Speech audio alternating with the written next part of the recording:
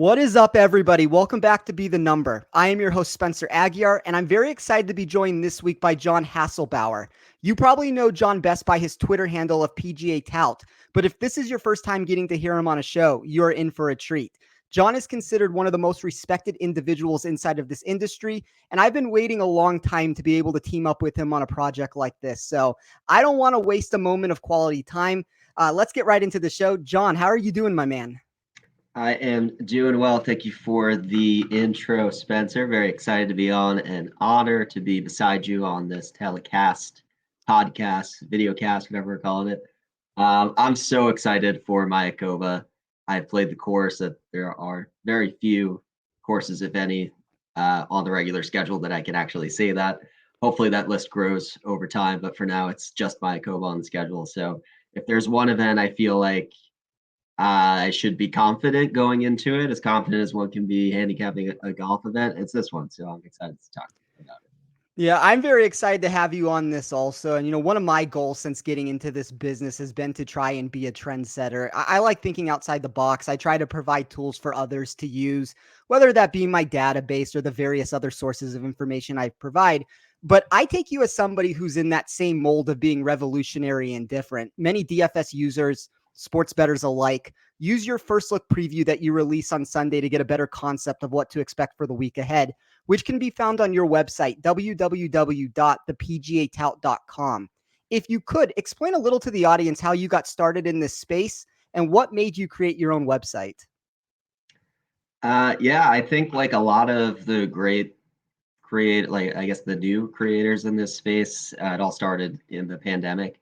There's a lot of really great OG guys out here who've been doing this for longer, and I have a ton of respect for those guys because those are the guys who kind of like inspired me to want to do DFS and create it and not consume it anymore.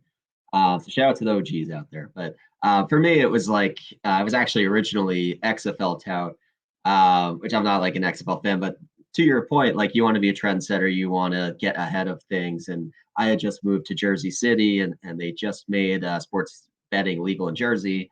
And at the time, I was living on my own, so I just had all this free time on my ends, and I was like, you know what? Nobody knows what they're doing with XFL. If I spend an hour a day just like trying to figure it out, I'll have an edge. And that's all gambling ever should be, is just like finding an edge. So I did that. The XFL was a thing for like 3 weeks, and then they canceled it due to COVID. I had an okay following on Twitter as a foundation. I was like, you know what? Maybe there's something here. Golf was the first sport to return. Really first major sport aside from like Russian Premier League soccer, which I also dabbled in for a hot second to no avail. But yeah, I mean, golf is really my passion. I like to play it. I love watching it. I love talking about it. And I like writing. And I didn't realize how much I would like writing about it until I started. So I pivoted to PGATout in June 2020. And for the rest of that year, just tweeted cards like a lot of people do. And then, at the end of the year, around Christmas time, I was like, you know what, I had a profitable year. I'm going to roll it over. So I rolled it into Fantasy National subscription, invest in myself. And I figured if I had some success with limited free tools, I could only improve on that with more data. And then to justify it, if I were to have losses while paying for this premium subscription tool, I figured maybe I could create content out of it. So if I'm losing, maybe I can help somebody else win, and then I won't feel like I've wasted money on a subscription. So that was really the genesis of the website, just trying to help other people, people who didn't maybe necessarily have the means to subscribe to a database tool like that. It's not too bad though. If you're not a Fantasy National subscriber, I will plug them. Not that I'm endorsed to, but it's great. So you should check it out, and they have good promo codes and everything. Anyway, so I've been doing that. Century Tournament of Champions is the first tournament I did a preview article for, and it's been really cool to just see everything grow over time. It's definitely caught me by surprise how much it's gained traction. So I'm always flattered by the support, and happy to be a little piece in this community. Yeah, I mean, I would say at this point, you're definitely more than a little piece of the community. I mean, your follower count has been just rapid fire in the last year with how quickly that your follower count has been growing with that. And I kind of wish now I didn't watch the XFL in that little 3 week stint, but I did watch the original XFL when it came out in whatever that was, the early 2000s, I guess. And I actually have a He Hate Me jersey or whatever his name was on that. So for the Las Vegas team, but your start is very similar to mine in the sense that I decided to make a website and cover various sports too a handful of years ago. I did some AAF football. I was doing NFL, NBA, all that stuff, but the market as a whole has grown exponentially from the days that I first started doing this. As you were saying, I mean, like it's a completely different industry now. We have a ton of great content creators out there that make gaining an advantage more difficult because the average DFS player is much sharper than they used to be with all the information they can take in and have access to. I usually explain it as the DFS version of what happened inside the poker world when Chris Moneymaker won the main event in 2003. The initial boom always sends a frenzy of newcomers into the space. But the problem is that as the new money slowly siphons its way to the top, many are left in this middle zone where they either need to get better or run the risk of being at too large of a disadvantage to compete. And that's where we see these industries always start pushing towards websites, podcasts, learning tools, and all of that becoming what takes over. So as more states legalize all forms of gambling, it hopefully will continue to let everyone that puts in research have an edge. But as you know, John, you have to be unique and stick to a strategy that you believe in to find success. Doing what everyone else does is a surefire way to rake yourself off a site. So I'd love to hear a little about what a week of handicapping looks like for you from a strategy standpoint. Yeah, for sure. I think everything that I do is rooted in strategy to pick an out, right? I do a lot of my research and all of the attention I put into golf is for the entertainment of it. It's not really to build a bankroll. It's not to grind out like a steady week over week small profit. So I don't do a lot of like matchups or replacement bets. It's most fun for me to sweat an outright. It's a much more volatile market, and I would not recommend it if you're trying to build a bankroll. Definitely not. But for me, I always call it like the cost of admission. Like I'm paying X amount of dollars, and that gets me interested in an event, and that's no different than if I were to pay for a ticket to go to a football game. You know, similar cost wise, I'm paying for entertainment. That's how I treat sort of gambling. So if I win $0 in a week of golf betting, it's cool. I followed along. I was entertained by the event. I can move on. I learned something. For me, when I get started my process, I think the first thing I do is watch YouTube videos of the previous year's tournament, and I'll watch like what the winner did, highlights of like best shots from that round. That's always available the week before, whatever. And that's just a very easy way to see the course, see how it operates, see the types of shots that you need to hit. And then you kind of have a sense, okay, this is the type of player that's won the last couple of years, whether they're like a bomber or a plotter. Is get a general sense of that sort of player profile. And then I'll go into data golf. That's always kind of been one of my first stops as a free resource before I was even up to Fantasy National. And they have great like course fit tools, and you can scroll through year by year what the leaderboards look like, and just like before I even know what the field's going to look like, I can kind of expect who should perform well. And then usually by Friday night, the field is loaded into Fantasy National. So I'll basically export all of the strokes gain categories into an Excel that I have. And from there, I kind of just start to like pivot, make some tables. And what I like to do is sort of whittle down the field so that I can get the player pool to something a little more palatable. As I said, like I'm really only trying to bet like 6 outrights, 5, 6, 7 outrights a week. And my DFS player pools are not large, like not more than 15, 20. So for me, it's really important to just whittle down players I know cannot perform well on a given course, a given setup. So I'll like filter top above average stats in this field, or top 100 stats in this field. And if I take my 5 key categories, and I take above average in those, then I'm usually already at a core of like 20 players from the beginning. So that's just a couple tactics that I think have helped me, whittle down, make it a little less overwhelming, because these fields are 150 plus. You stare at all of them. All these golfers are so good. It's really hard to differentiate. But if you you look at the trends, if you look at the correlations from previous events and what the top 20 each year is doing well, I think that's helpful to predict the following year. And I look to the past trends to try to project to the next year and whittle down that way. Yeah, I mean, that's a similar concept of what I'm doing also. I like data golf as a source. That's something that I use a little bit of just to see course fits, different percentages of things with it.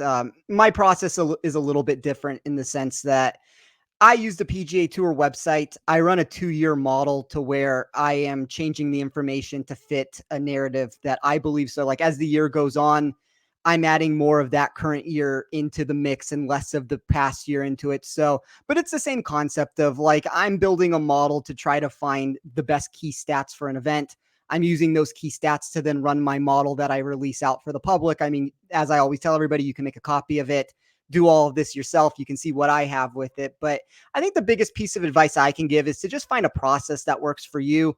Taking in a ton of information is definitely a positive, but you have to do it in a manner that doesn't fall into the majority.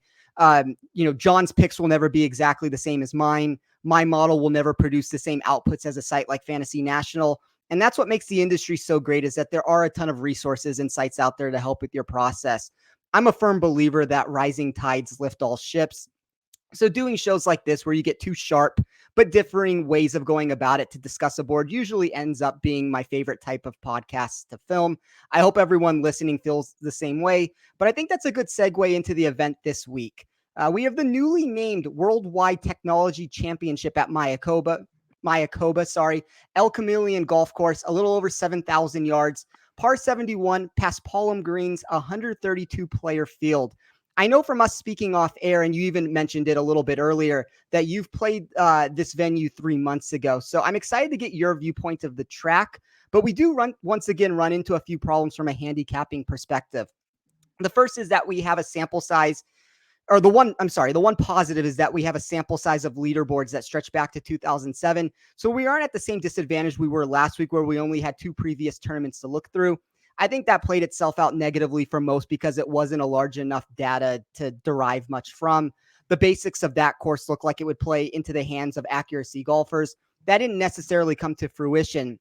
But I can say with near certainty that the week we are going to get here is going to be more of what we anticipated for the Bermuda. We still have the issue of no stat tracker and a potential for weather bias. But the lack of data should be easier to traverse through because of the concrete interpretation we can grab by looking at some of the common stats. So with that being said, what are you weighing into your research this week? And what did you see from El Chameleon when you played the track?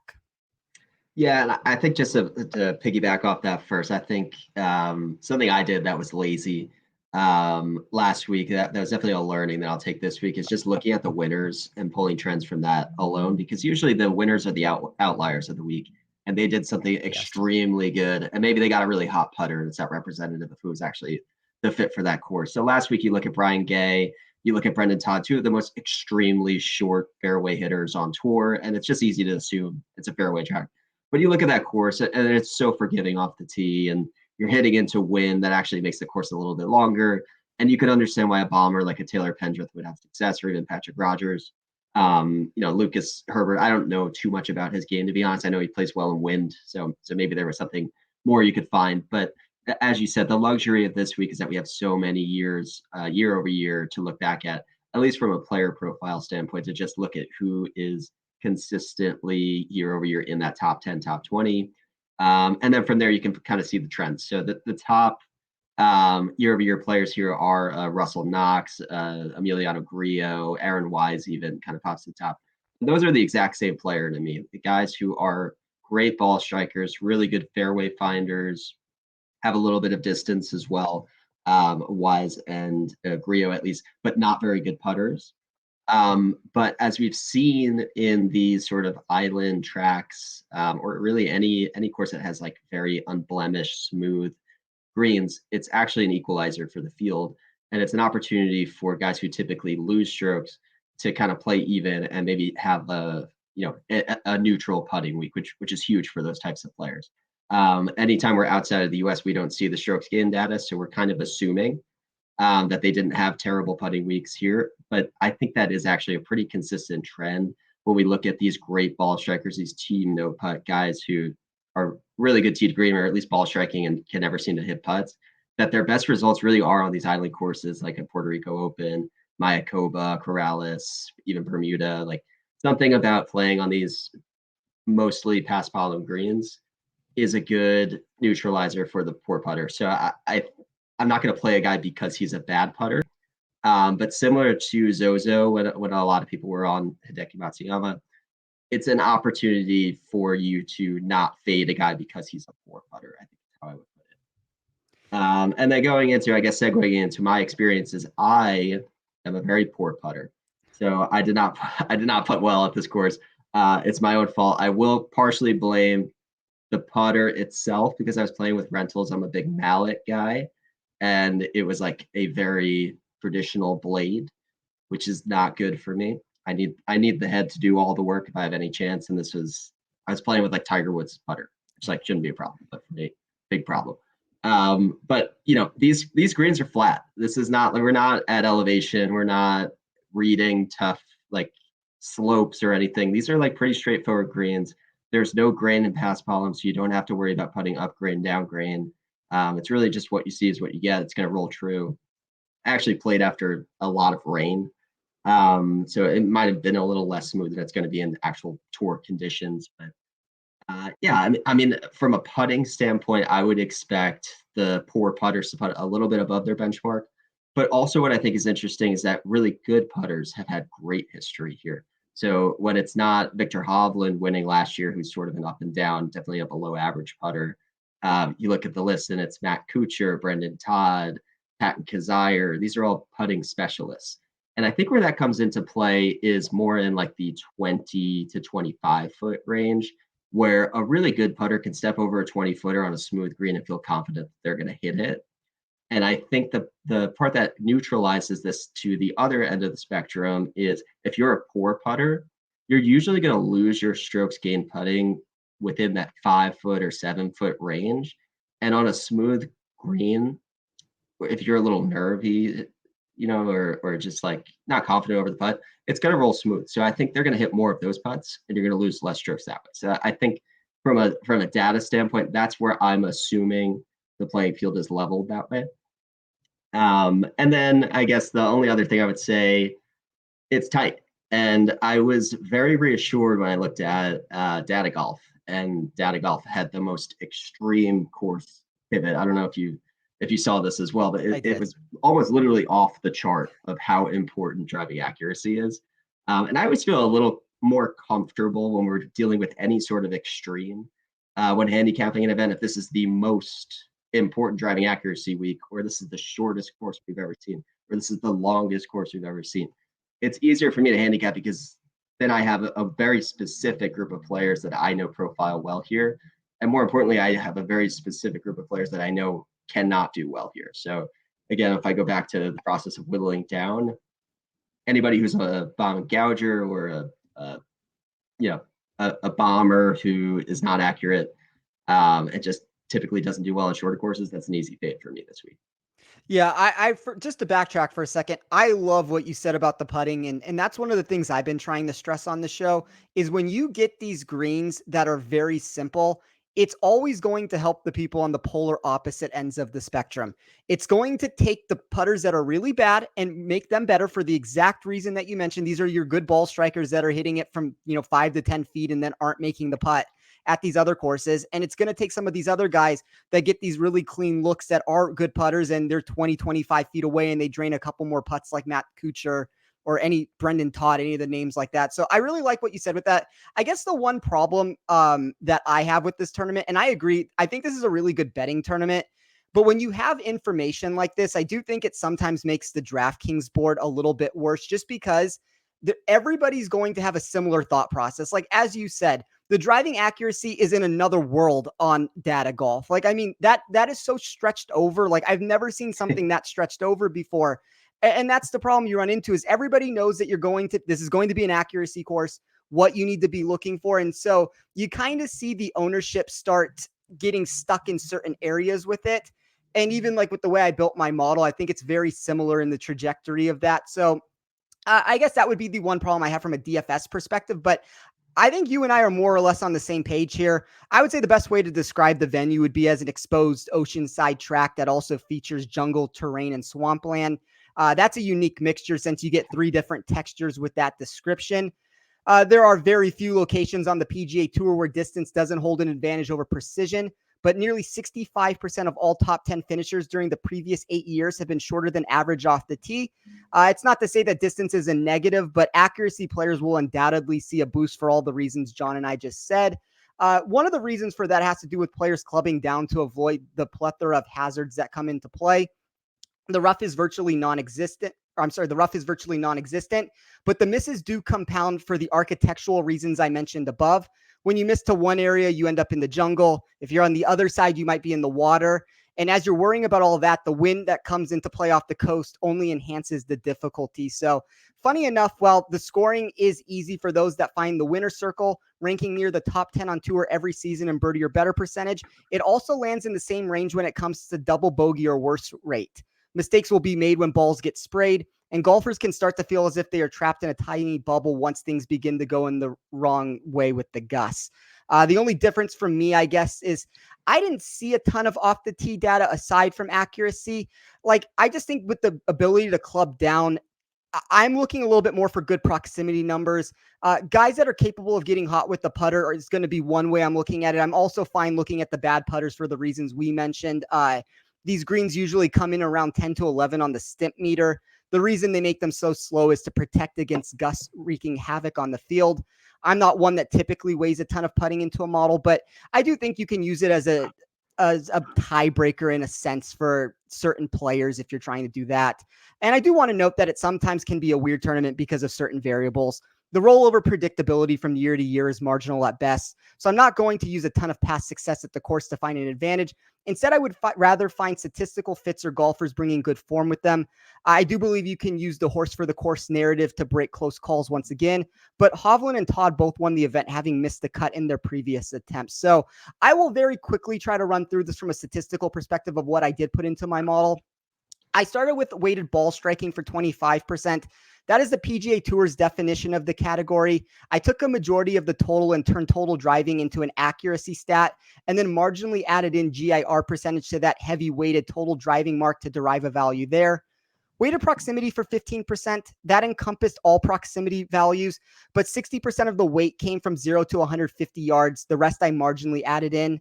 Weighted scoring for 10%. As I noted previously, El Chameleon ranks inside the top 10 in both birdie or better percentage and double bogey or worse rate. With that being said, the winner of the event will be the one that can get to 20 under par or better. So I stuck to positive scoring outputs as more of the weight for that. Weighted par 4 for 15%. A lot of these holes are going to be your most difficult, so I did come back around on adding a percentage of bogey avoidance. Par 5 birdie or better for 12.5%. These are reachable in 2 for the most part. It has been the number one decider between the 3 par totals in figuring out top 10 finishers over the last few years. Weighted slow to average greens for 12.5%. I considered going more putter heavy, but that stat took a mixture of strokes gained total and putting metrics on slow greens. Some notable top 10 finishers there were Hadwin, Hatton, Matt Jones, Justin Thomas, Matt Kuchar, Seamus Power, Abraham Answer. And I finished with 10% on strokes gained total at courses under 7,200 yards. I considered adding in scoring at easy courses to go along with it, but the mistakes compound at the track, making how someone plays at a shorter track more relevant in my eyes. Plus, I already had scoring in general in the weighted scoring tabs. So I ran that model from an overall rank sense, which included 70% of the stats above and 30% current form. I got a top 5 of Justin Thomas, Answer, Hovlin, Tringali, and Mito. Henley placed 7th, and the biggest notable outlier difference was Chris Kirk at 14th, who comes into the week price at $6,700. John, I don't know if you want to add anything else to what I just said there, but if not, we can move into the top of the board this week.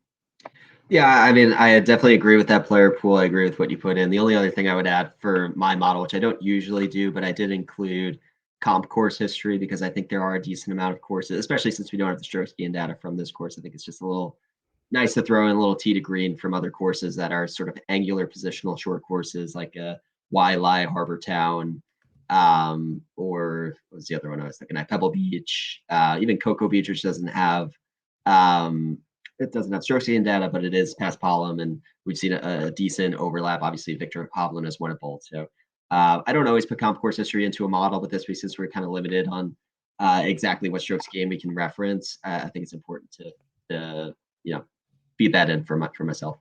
Yeah, I kind of like that route better, going the comp course route rather than what players have done on this course. I know that's kind of weird to say, and maybe it's because we don't have the strokes gain data here to get the full picture of it, but there isn't like the greatest rollover predictability. You do have certain guys that play it all the time well, but it's been hit and miss for some of these players. So I like the comp course route with it. I think that's a unique way to try to get a little bit more weight into it in a different sense. But we have 7 players this week priced above $10,000. Justin Thomas leads the way at 11,200.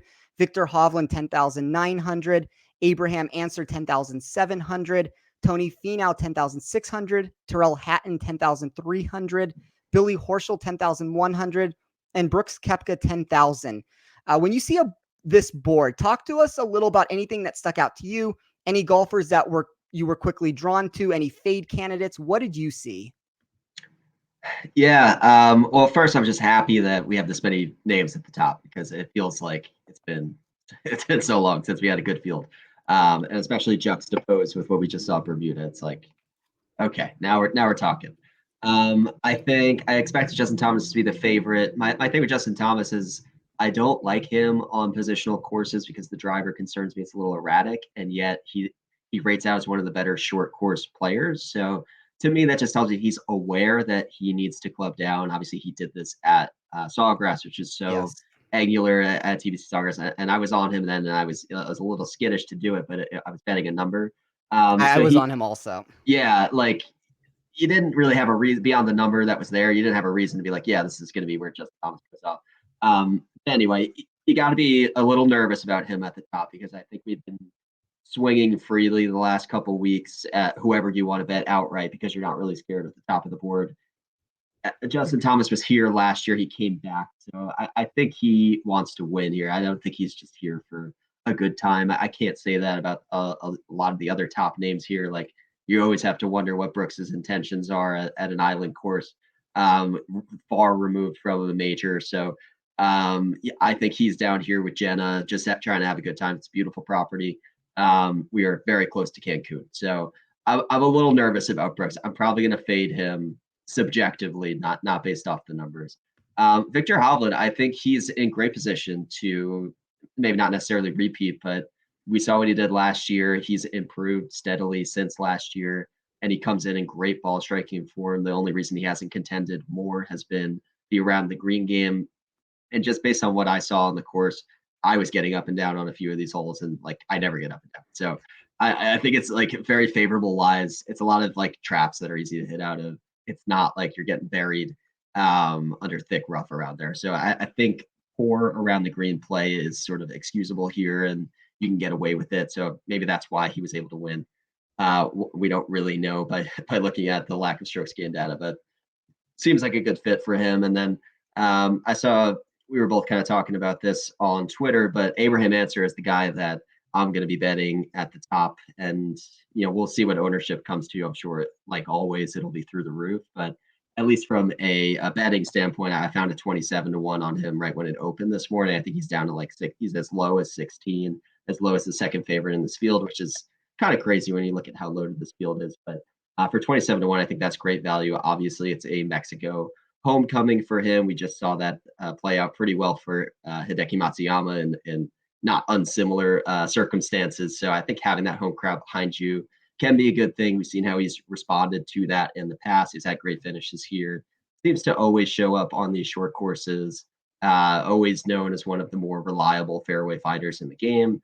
And I think year over year, he's just kind of proving that he's rounding out his game. And now for the first time, he goes back to Mexico as a PGA Tour winner. And I think there's a lot of validity to getting that monkey off your shoulder or monkey off your back, whatever the saying is. I think the floodgates can kind of open a little bit. We saw this with Sam Burns. He kind of choked away a couple of times as soon as he won a tournament. It's like he had all the confidence in the world, and now he's just contending everywhere. So I'm confident, Nate, he let us down at the Shriners, but I think you can go back to him. Yeah, I'm never somebody who plays Abraham Answers. So when he was number one in my model from an upside perspective, like that means something to me because I usually go on these shows and try to mention that I think he's one of the most overrated commodities that you can find in these tournaments just because we see golf Twitter. They're all over him every single week and it shifts the numbers. It makes DraftKings price him higher than what he should be. You get these like negative values on him in most of these tournaments, but I don't think that that's what you're going to get here. So I always run through the names from top to bottom to give an overall assessment. We have a few more choices up here than normal, so I'll try to keep it as short as possible. But yeah, Justin Thomas was the number one golfer in my model from an overall rake sense. He did drop to fifth when looking for just upside, which is a little discouraging for the best player in the field. But most of that comes down to him being inaccurate off the tee. As you said, Thomas was able to club down when he won the Players. I think that's something he can do here. So I wouldn't take him off the board entirely. And I do think Andy Lack was spot on when he tweeted 8 of Thomas's 14 PGA Tour wins have come between October to January. Now, that's a weird stat, but what that shows me is all of them have taken place away from the mainland during that time period, and 2 have been on Paspalum greens. He's the number one golfer in this field when given a slower surface. And as would be expected, he ranks first in my weighted proximity category. There's a lot pointing his direction when we remove one trait that he might be able to get around because of the length he can carry with his irons. I'm in agreement with you on Victor Hovlin. I think he's a hot putter away from winning again. He ranks third in my upside model. He's a defending champion at the course. He's averaged 3.3 strokes with his irons over his last 10 trackable starts. The driver's been just as good, totaling a positive strokes gain number in 21 of his past 23. He finally showed some life with his flat stick at the CJ Cup, and he tends to run hot and cold with that aspect of his game. He's followed up a positive showing on the greens with another the last 4 times he started a new streak. Answer's going to be the elephant in the room here, and I just kind of wish they would have made him the highest priced player on the board. I'm not sure how much it would have even mattered. But maybe you could have gotten a few DFS users off the play. As I said, if you listen to this show with any regularity, you will know I'm never an answer guy because he's quite often overpriced for what his actual upside is for the week. But my model doesn't believe that to be the case here as he is the number one GPP player. And that means something to me when my model sees something that it never sees. And that doesn't incorporate ownership into the mix. But I'm struggling with what to do with them early on. I was lucky enough to find a 28-1 at one of my books when it opened, and that's obviously fallen since then too. But to me, he's starting to mimic what we see with Webb Simpson to an extent, in the sense that the numbers sometimes are overvalued, but when he does like a course, all bets are off of how consistent he plays those tracks. 4 straight top 21s here. 3 top 14s, including a win during his last 5 starts in total. You can say the win was flukish, but maybe that's all a player needs sometimes to get themselves over the hump, like you said with Sam Burns. Inside the top 2 of all iterations of my model. Tournaments like this one, where the top 3 golfers in price are also the top 3 on my board, make it tough to avoid taking a chalky approach. I believe you can pivot elsewhere. Maybe you can stack 2 of them together and get more unique while still playing chalk. A Hoflin and Answer start leaves you with 7,100 for your last 4 spots. You might start cutting it a little bit close there with the plays that you're making, but I'm kind of indifferent on the $9,000 golfers this week. I don't think it's a route that you must go by doing this, but there's value enough down the board where you can get unique with your takes. Finau's likely going to be the best contrarian pivot in my eyes. He's been erratic at the course with 2 top 16s and 2 missed cuts over his last 4, but I've noticed he performs better on these shorter tests sometimes than the bomb and gouge properties. That's not exactly what you would expect with his game, but the data spells it out that way too, ranking 5th in this field at courses under 7,200 yards. There is a route to stack him with one of the big 3 that can get you different very fast. I don't love the price on Hatton. It would be a different story if you swapped him with a golfer like Fitzpatrick and could take a shot at him in the 8,000s. But the early ownership is trending towards 10 to 15%. That's too high for me to consider. I like Horschel a little bit for cash at 10,100. 3 top 21s here in his past 3 starts. 5 made cuts in a row on tour. He ranks 3rd in my cash model. He's probably the safest target I can find that's not named Answer here. But he does have a negative trajectory for me in GPPs. We will see where the ownership goes, but I would want him sub 10% if I was going to ignore my model's advice. He has to be either positive in rank versus price tag or rank versus ownership for me, and that's something we're not currently seeing is the case at 13%. And Koepka, I agree with your take, John. He continues to be a stay away from me until I see something else. I mean, maybe I'll play him in majors, but other than that, I mean, you are just throwing a dart at a board and hoping to get lucky. I think he could be there for the wrong reasons. And I would rather play somebody like Scotty Scheffler in the 9,000s if I was going to dip down near the zone. So for me, Answer Thomas and Hovland are my big three. I don't mind considering Finau if his ownership stays low. Horschel looks good for cash, and Hatton and Koepka will be virtually non-existent, most likely in my builds. I guess so much for a short answer on that. I really did try to keep that short, but it's the reason why I try to usually give such long answers on that is just because we are talking about the players with the best win equity in the field. I want to make sure that we discuss them as much as we can. Obviously, we can pick and choose darts lower than that, but let's move into the $9,000 range. Whereas I alluded to previously, I don't have a ton that is jumping off the board for me. Do you see this group differently? And if so, who are some golfers you like? Yeah, I actually I don't see myself having much exposure to this group, but I do want to get your thoughts on Aaron Wise because 9,600 is almost unthinkable for him. But you look at everything that he has going for him right now, and it makes perfect sense why he's here. And I'm really curious to see what his ownership goes to because a lot of people are just going to see the name and the price and not play him. And then a lot of other people are going to see the course history where he finished runner up last year, has another top 10, is coming up back to back top 10s, and has all of a sudden, when switching to this broomstick putter, become a very good putter. Completely flip the switch on what his reputation used to be, all by a simple equipment change. So he's kind of full steam ahead right now and has really good course history as well. There's really nothing aside from like who he is historically. You look at just the stats on the page and you almost feel like you have to have exposure to him, but it's such a high price for him. I'm really curious what his ownership is going to look like. Yeah, I mean, I can get around the price with him at 9,600. I actually, he's the eighth ranked golfer in my model. He's pretty much a neutral value from where he's at. The bigger problem I have is that he's right now looking to be about 20%. And I assume those numbers will drop a little bit. Usually the first look we're filming this on a Monday. Usually the first look will be a little bit higher than where they end up going. And maybe enough people decide to get off of him for some of the reasons you just mentioned on it. But the problem is if I do like Answer and I'm trying to start lineups there, I think one of the most popular starts will be the big three plus Wise.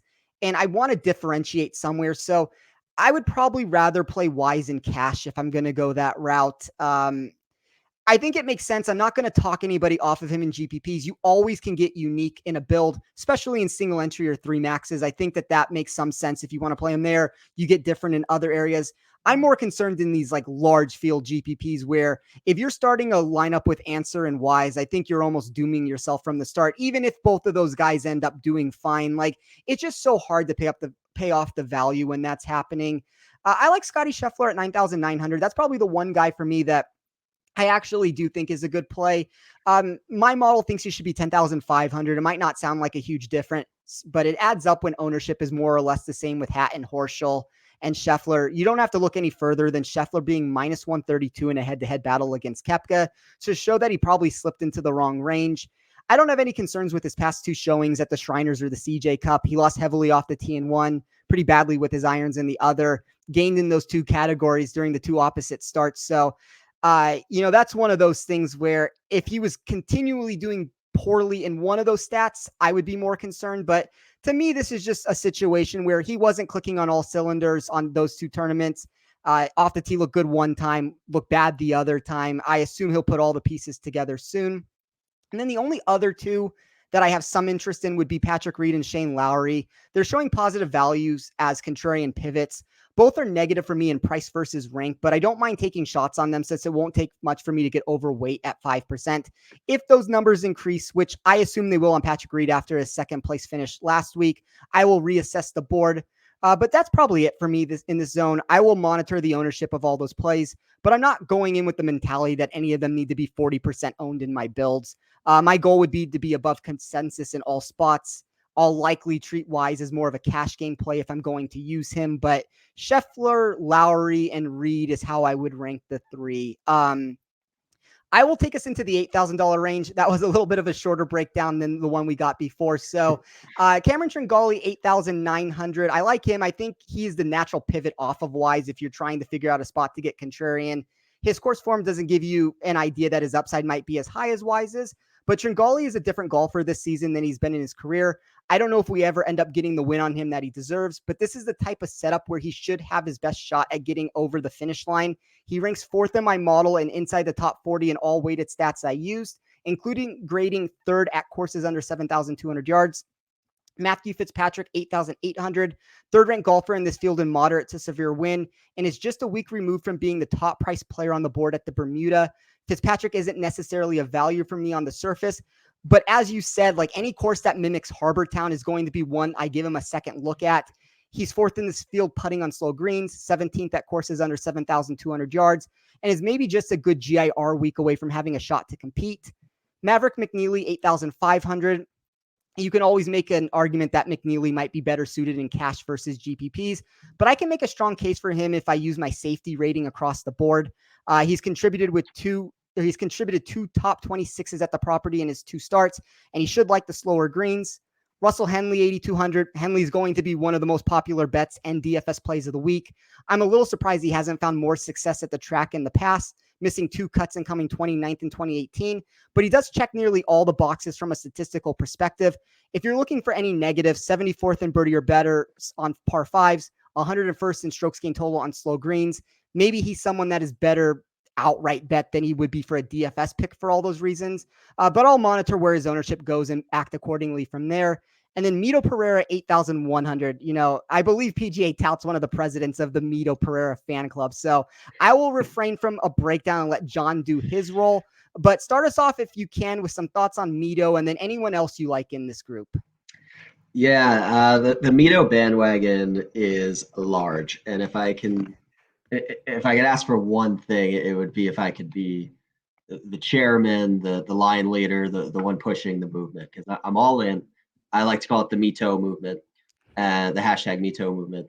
And I look at Mito Pereira, and it started with a little bit of hyperbole because he won, 2-3 times on the Korn Ferry Tour. A sort of weird late comeuppance where when he turned 25, he became this prodigal Korn Ferry Tour player. So he came up a little bit later, not crazily uncommon for PGA Tour players. We've seen it with Xander. We've seen it sort of with Victor Hovland, where he wasn't like highly recruited until he got to college. So a little bit later on. I look at Mito Pereira stat-wise, and he is exactly who Victor Hovland is. They're almost identical in driving distance, in driving accuracy, in approach, ball striking off the tee, and their liabilities in short game. Mito is a little bit better around the green. Hoblin is a little bit better in putting. This is all just referencing last 36 rounds. Finally, we have like what I would consider statistically significant data on Mito over 36 rounds. It started with, well, he looked good in the Olympics and he won a bunch of Korn Ferry Tour events. And now it's actually, okay, every single week he's top 10 tee to green. So I think it's legit. I believe in it. The putting is suspect, and he's getting a lot of reps on these, not shot link grounds where we don't actually know if he's putting well or not. I'm assuming that he's not because he's just making a lot of pars and hitting a lot of greens. So it's just a lot of 2-putt pars, which doesn't get you super far here. You got to make a lot of birdies. I'm a little concerned about that. But at the same time, we're talking about past problem greens. One of his best finishes was at the Olympics, which sort of simulates past pollen greens in the way that they're manicured, how smooth they play. So I'm optimistic about Mito. I will like Mito anywhere that Victor Hovland has won. So Mito goes to the Puerto Rico Open. I'm going to bet him there. That's not saying much because I've literally bet him in every tournament this year. I haven't bet him yet. I've seen a 60-1 on him. I'm like hovering over the trigger on it. I'm probably going to bet it again. Again, it's not a perfect fit, but I know he hits fairways. His distance is going to be a great advantage here, but it doesn't hurt. Approach is always going to be helpful. His around the green game is average or above average.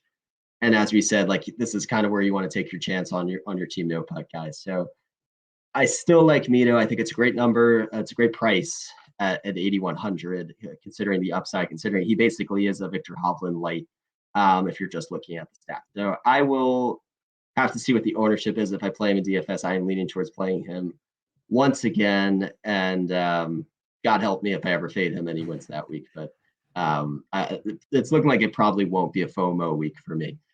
If I go from the bottom up of the 8K range, I agree with everything you said on Henley. I kind of wrote him up as my spotlight player this week to keep an eye out for. I think the poor course history is unexpected because it does look like the type of course where you hit fairways, you hit greens, and you get hot with a putter. That's like literally Russell Henley's game. He won at Waialae, which I think is the number one comp course to this course, albeit it was a while ago, but he has great history there year over year. And that's another course that's also exposed to wind. I think this is less exposed to wind, but it still does play a small factor. So I like Henley. I think he probably will be popular. 8,200 is short for him. He's kind of in a tailspin with the putter ever since he torpedoed his way out of the Wyndham Championship. And I think that'll get people skittish to back him as an outright. I can't blame them for that, but I have placed an outright on Russell Henley at 66-1. I can't feel too confident about it because I have seen him try to close out a tournament, but for me, I like a sweat. So if he's in contention, which he does put himself in a lot, I've at least gotten the entertainment value out of it. So I like Henley this week. And then Keegan Bradley. Here's one thing I'll say about Keegan Bradley. I tweeted out, fairways gained is very important this week. And I wanted to see if there's any notable difference for guys who hit fairways on just in general, week to week versus strictly on short courses. The thought being that if you're playing a short course, you can club down. Maybe you're not accurate with your driver, but you don't have to hit that driver every hole. Maybe these people play in the fairway more often. Keegan Bradley goes from like 80th to number 10, I think, in fairways gain on short courses. So I think that's very interesting. He was not on my radar at first because he's been a little slow out the gates this season. But understanding that and seeing the way that he finished out at the Zozo, I think he could come into here with a little bit of momentum. So if I make 3-5 lineups, he'll definitely be in at least one of them. And the only other guy I would say in the 8Ks that I'm looking at is Matthew Fitzpatrick. See a 40-1 on him. I don't usually bet Matt Fitzpatrick, but he's coming 2 weeks removed from a win on the Euro Tour. He was the odds-on favorite to win last week, and now he's 40-1 at the Mayakoba Championship. I think that's just inherently good value. He's a guy that we know can get super hot with the putter, the way that a lot of the winners here have done. Good off the tee player, not going to wow you with his distance, not really going to wow you with his accuracy, but he always is consistent, hits a pretty straight ball off the tee, which is all you need. And just, an all-around player. So I think 40-1 is a good number on him. I would take a matchup of him over a guy like Hatton, who's like $1,000 more expensive, and you're low on Hatton as well. I would agree with that. So maybe a guy that you cherry pick in matchups, if not an outright, but definitely a guy I'm sort of circling. Yeah, I think Fitzpatrick's price is interesting because if he would have had a better finish last week, he could have creeped up to where Hatton is. I mean, you could role reverse those two with their prices, and I think it would be perfectly acceptable. And I don't think anybody would find that big of a gripe with it. I mean, in fairness, Fitzpatrick would be too expensive if you did that, but I think this is more of the zone that he should be, and this is probably where Hatton should be. The most popular golfers, just to throw it out there in this range, Mito looks like he's going to be the most popular. 17% right now is what I'm seeing. Russell Henley, 15.5%. Maverick McNeely, 10.5%. Those look to be the three most popular guys. I like your call on Keegan Bradley. He's a positive value in my model. I haven't made a decision exactly what I'm going to do with him, but I have no problems with him based off of that. And I guess the only other name I would throw out there would just be Sergio. He's less than 5% owned right now. He's one of the biggest model differentials that I can find on my thing when taking ownership into account. I mean, I guess of that group we've just named, who would be your favorite play from a DFS sense? I think I will have exposure to Fitz, Bradley, Henley, and Mito in DFS, and probably just those four from the 8K range. And I would probably say I'm going to try to unbias. I'll take Mito out for bias aside. I like Henley. Honestly, I think he has really good top five potential at this price. I know the ownership's a little high, but there's a lot of options at the bottom of this board to differentiate. I think there's a lot more viable 6K players this week than I've seen in recent weeks. I was going to say the same thing once we got there. So I'm happy you said that. I think this might be the week where there's the most 6K options I've ever seen. Yeah. I guess for me, I would say the best outright bet would probably be Henley, mostly if you can get him at 60, 66 to 1. For DFS, I do kind of like Tringali. I just think that he's a nice, I mean, he's more expensive, but he's a nice pivot away. I think if you're going to skip the $9,000 section, I think Tringali can give you a lot of safety at less than 10%. Did you get to watch the Zozo in Japan much? I watched a little bit of it. I had some head-to-head bets when, I'm on the West Coast, so it's a little bit better time difference for me than most people. Yeah, I mean, I was up till like 3 because I was sweating the Hideki outright, and it was very frustrating to root against Tringali because he takes the most effortless swing and it's in the middle of the fairway every time. So that definitely opened my eyes to him for this course because he seems to be able to hit fairways with his eyes closed. Hasn't been able to close out, but for DFS at this price, you get a top 15, maybe even a top 20, and you're pretty happy with the value.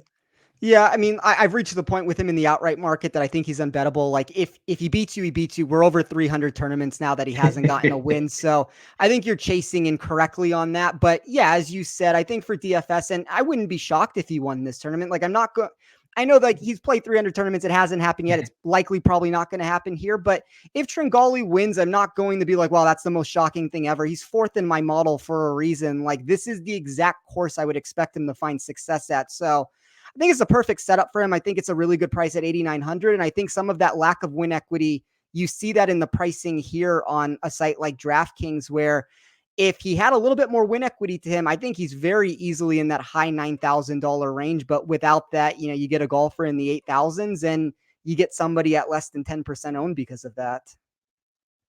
Yeah, absolutely.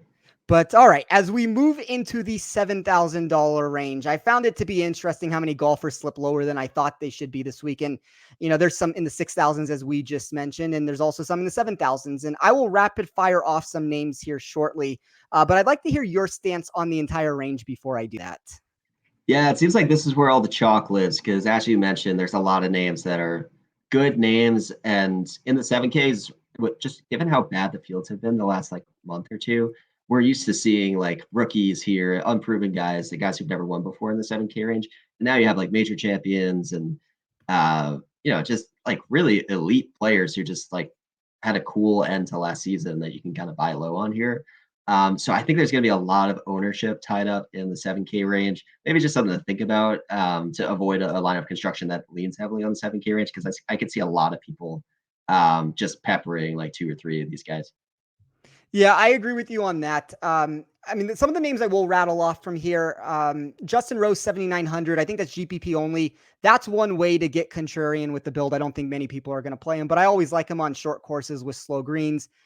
Joaquin Niemann at 7,800. The putter has to turn around at some point, you would think. He's gained with his irons in 19 of his last 23 trackable starts. Off the tee in 33 of 37. The ownership's not as high as I would expect it to be. Let's see where it goes. Right now, I'm looking at about 10%. I think that's a really good number if that's all it gets to. If it gets higher than that, you can obviously reassess the situation. Seamus Power, 7,700. I know I keep stressing this point on the show, but Seamus is an elite statistical golfer and has been for the past year. My model picked up on it pretty much before anyone else did in 2020, but the results are starting to come around. If we're talking about chalk, Emiliano Grillo, 7,500. It's hard to say much bad about him on this track. Obviously, I could do without the popularity, but 4 top 15s in his last 5 tries. Ian Poulter, 7,500, and Brian Harman, 7,300 might be the 2 better under the radar pivots in this event. To put into perspective from a gambling mentality, Harman and Grillo are both minus 110 against each other in a head-to-head matchup. That's an excellent leverage spot in GPPs for someone that is going to be 15% versus 2% potentially.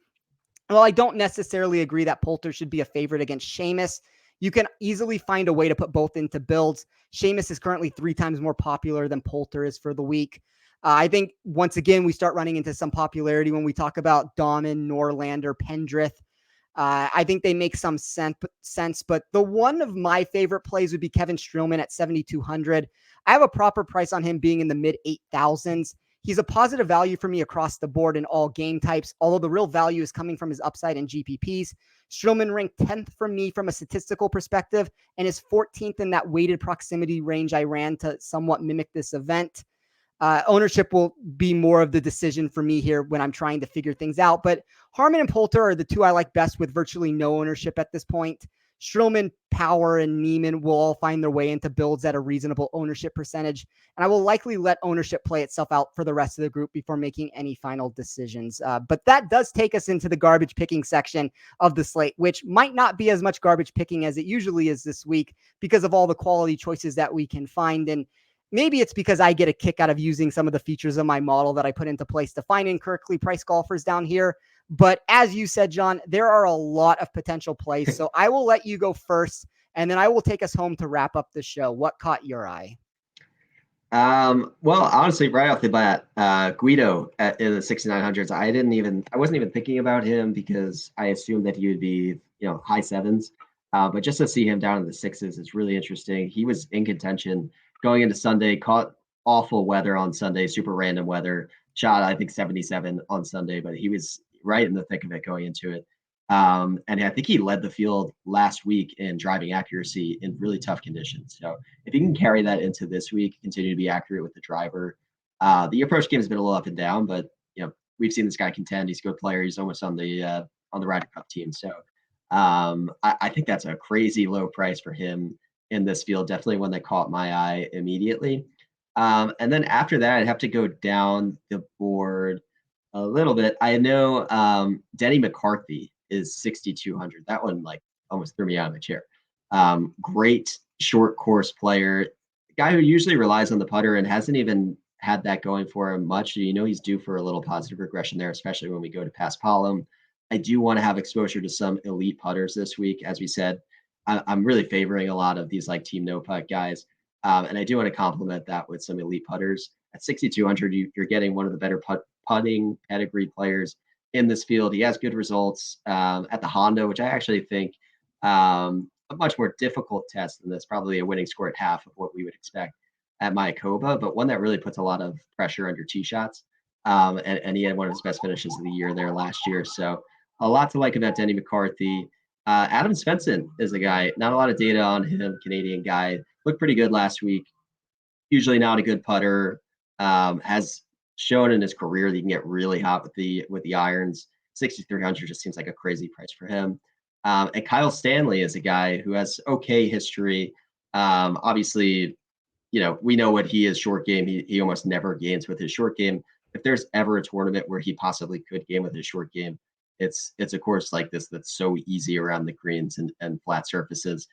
The ball striking's been he's number 2 in this field, strokes gained, ball striking last 36 rounds, and he's 6,300 on a course that we've seen poor putters kind of pop. So I would say to start, those are definitely the guys that jumped out the most to me. Yeah, I think when you get down in this $6,000 range, you're trying to find elite skill sets, players that can separate themselves from the pack. I think a guy like McCarthy can make putts. That obviously makes a lot of sense. If we're just looking at what some of these players have done in their last 24 rounds, Svensson ranks 13th in approach. Stanley ranks 11th. If Stanley ever can just be neutral with the putter, he might actually be able to win the tournament. So I like all those calls. I also like Tom Hoge at 6,900. Third place here last season, 4 top 36 finishes over his past 5 starts on the PGA Tour. 4th in this field when it comes to weighted proximity. I think Ryan Palmer certainly makes some sense at 6,900 if he stays under 5% owned. The current form continues to be very questionable, having failed to post a top 40 over his past 4 starts. But I think he's too good of a golfer to be in this range. There's a ton of miscut potential, but the ceiling can get him a top 10 because of his iron play. Charles Howell, Scott Piercy, they aren't names that necessarily pop for me, but they've combined for 7 top 26s at the property over their past 9 starts there. I also really like Guido. I think that's a weird price tag for him at 6,900. I was my model thinks accurate for him should be 7,600, which once again, it may not sound like that big of a difference, but all of a sudden, we're talking $700 price tag difference. It opens things up, and the ownership doesn't seem to be crazy with him at this point. So I think he's just a really good GPP play that's coming in under the radar and too cheaply priced. Steven Yeager, 6,800, top Corn Ferry producer last season. All the love for Mito. That was the guy who finished number 1. He had multiple wins there. There are a ton of metrics that are starting to stand out from him if we gradually shift the model to a higher emphasis on scrambling and overall scoring versus just par 5 birdie or better.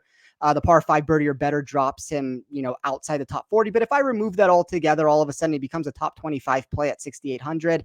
I really like Chris Kirk at 6,700. It didn't quite work for me at the Zozo when I went overweight on him, but this is another potential opportunity to grab him. He's the largest model differential for DraftKings that I have.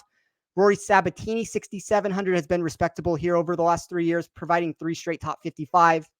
He ranks 9th in my model on slow greens. I probably should stop with the Ryan Moore thing every single week, but 6,700. Yes, I've been burned by him, but he's going to be less than 1% owned. I don't think it hurts to put him in a few lineups. He's inside the top 20 for me from an upside perspective. I mean, once again, this is another guy that's GPP only, but you're not going to have to play much of him if you're mass building lineups. Graham McDowell, 6,600, is currently the biggest advantage I have in ownership versus rank. The data is extremely hit and miss for him on my spreadsheet, but he ranks inside the top 30 as a golfer that is less than 1% owned. Those are the leverage spots I usually try to dream of, and they're hard to get. You don't very often get that example of that. So I think McDowell is a really good GPP leverage play. And then just a few outliers or flyers that I like. James Hahn, 6,400. Brian Stewart, 6,300, who might have found something on Friday at the Bermuda. He's missed a couple cuts in a row, but a short course is kind of what I typically always want to play him at. Probably the only course I want to play him at. Trey Mullinax, 6,100. I think if John is right that this plays more off the tee than I believe it will. He ranks 5th in this field over the last 24 rounds and 5th in my 2-year model. He should be considered nothing more than a dart throw under 1%, but maybe he fits into a lineup where you go with a different approach where you're a little bit more driver heavy with it off the tee with that. But that will do it for the DFS section. Before I let you get out of here, I know you gave us some of the plays you have, but what have you bet so far this week? What are you potentially looking to bet? Yeah. So far I've bet Answer 27, Henley 33, and Strielman 100. I will probably add 3 more bets. I am, as we said, like my finger is like hovering over the Mito button. I can pick that at any time. I don't know what I'm waiting for. It's basically on my card. You mentioned Justin Rose. What was that? You just don't want to bet it multiple times. If you wait till the last minute, you're not going to end up with 10 bets on him all of a sudden. That's true. The earlier I bet it, the more time I have to reload. So that's exactly. Yeah, you mentioned Justin Rose. I never bet Justin Rose, but there's a lot of comps that he popped at. I think Colonial is what I think of most recently when I think of Justin Rose. He's had some good finishes there. That's another angular, important off the tee, course, and he can get really hot with the putter, as you mentioned, especially on the slower greens. So not a guy I usually go to, but he's had some good Euro finishes recently. I think he's sort of re-energized after a poor season last year, and definitely a crushing a Ryder Cup snub. So he might have a little motivation to start the new year. So I'm interested in him. I haven't pulled the trigger there yet, but I think I see a 60 on him. I'm considering. I think Griot and Knox are guys that I like a lot. They're going to be popular, basically the same sort of guy. I think those two and Aaron Wise are really like the same player. Aaron Wise is a little bit hotter right now, and he's so much shorter on the odds board. So I think you're getting a pretty good value there, whether you want to go DFS or a placing bet on those two guys. Definitely reliable off the tee, which again is what I care most about this week. So I may go there. And then as a flyer, I like Henrik Stenson, who I have forgot he was playing this year, but I looked on the Euro Tour and he strung together 2 top 5s and I think a top 30 in his last 3 starts on the Euro Tour. You only play Henrik Stenson on the shortest courses. I think last I saw he doesn't even carry a driver in his bag anymore. So this is the type of course that he wants to feast on if he ever has a chance. It's here. I don't know if I'll get there on an outright, but definitely a guy that I think can contend. The longest guy that I'm thinking of from like a top 40 standpoint would be Tyler Duncan. He's gained strokes off the tee in 10 consecutive starts. Gained stroke is on approach and back-to-back, and he's coming off a 14th finish at Sanderson in his last start. So kind of coming in with good form, really bottom of the board player, but has some good upside. Guy who hits fairways and can keep himself in play. And I think it's really an open field. If you're in play off the tee, anybody can really get hot. So I like the upside on him. Yeah, I like the Duncan call. I hadn't looked too much into him, but he's one of the biggest climbers in my model when looking for safety. So I think as a top 40 play, you could do a lot worse than that. I'm curious to see what that number ends up being for him. He's looking about 2% owned at 6,400 right now. As far as my outright card, I will release the final wagers on my podcast, Better Golf, that I do for Win Daily Sports. But I'm in agreement with you as of right now. I have Answer, I have Henley, I have Strielman.